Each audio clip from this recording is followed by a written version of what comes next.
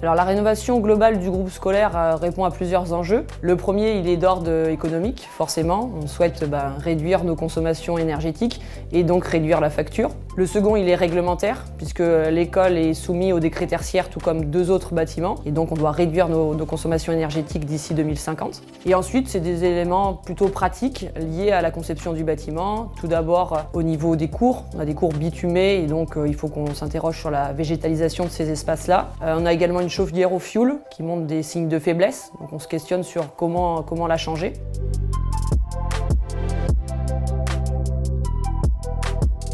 On a choisi de rénover l'école en priorité parce que c'est le bâtiment le plus énergivore. C'est également un bâtiment symbolique, c'est un lieu de vie où se croisent tous les jours famille et enseignants.